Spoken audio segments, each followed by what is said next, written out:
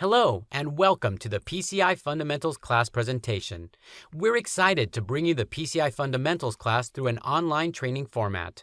We will start the course with a brief introduction about why we are here, which will also help to define the purpose of this training. Then we will discuss the Pci-Dss and the various standards supported by the SSC. Then we will discuss payment industry terminology, payment transaction flow, and service provider relationships. After that, we will talk about the payment brand compliance programs, give an overview of the self-assessment questionnaire, provide an overview of the Payment Application Data Security Standard, QIR, and P2PE programs, and discuss PCI roles and responsibilities. Next, we'll discuss cardholder data discovery, network segmentation, and scoping the cardholder data environment. Finally, we will cover the Pci-Dss itself, as well as information supplements, prioritized approach, reporting, and compensating control considerations. After completing the online program, a final exam will be presented. In order to move to the next level of PCI training, such as the QSA or ISA programs, you will need to pass this exam. Our objectives for this online class are to provide a fundamental understanding of the payment card industry in order to prepare candidates for the next level of Pci-Dss training. The class will discuss the different organizations within the payment card industry, provide payment industry definitions, relationships, and industry-specific technology and payment flow processes, discuss cardholder data discovery, and discuss network segmentation and scoping of a Pci-Dss assessment. Payment card data is a very desirable target for criminals. According to the 2013 Verizon Data Breach Investigations Report, payment cards have consistently been at the top of the list for the most often stolen data type since their studies into breach investigations began. The methods used to extract data are often combined to exploit security weaknesses present in the environment. Statistics from recent security reports are shown here to illustrate how these security weaknesses can result in an attacker gaining access to sensitive data. So how do criminals get the tools they need to steal payment card data? Unfortunately, a number of tools designed to promote criminal activity can be found on the internet, and criminals set up their own online communities to share data and information. Additionally, magnetic card writers used to propagate payment card fraud can be readily purchased. Card writing software can also be found in hacker communities, often for free download. One of the methods used by card thieves is skimming.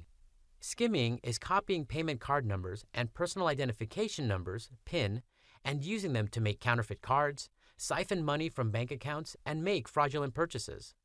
Criminals install equipment at merchant locations, on point-of-sale POS devices, automated teller machines, ATM, and kiosks that captures the information from the magnetic stripe. Handheld skimmers used by corrupt staff are very small, fitting in the palm of a hand. Despite their size, these devices can store a significant amount of cardholder data. Skimming devices hidden within the payment terminal are invisible, and neither the merchant staff nor the cardholder will know that a card was skimmed. The estimated global cost of skimming is $2 billion, and so the protection of physical devices that interact directly with a payment card is very important. Phishing is a form of social engineering where an attempt to acquire sensitive information, for example, passwords, usernames, payment card details, from an individual is made through email, chat, or other means. The perpetrator often pretends to be someone trustworthy or known to the individual. Phishing attacks are at the heart of many of today's most serious cyber hacks and can put businesses and customers at risk.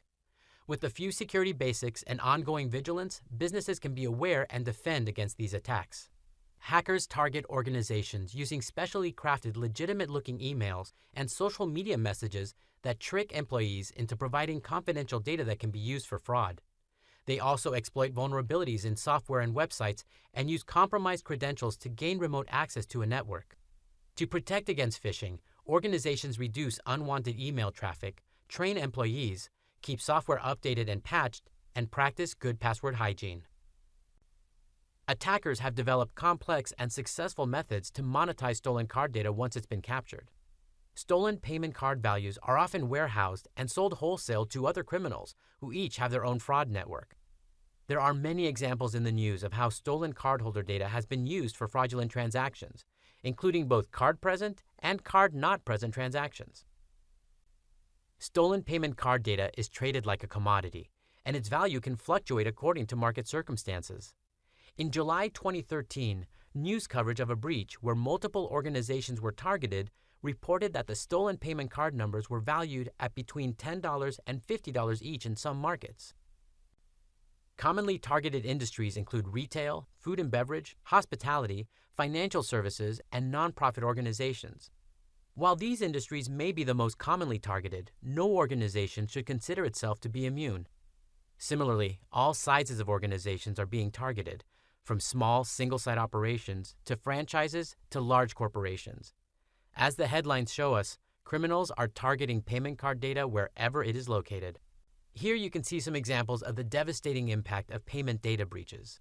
Published reports about breaches suggest that the basic security controls have often not been implemented by organizations that were breached.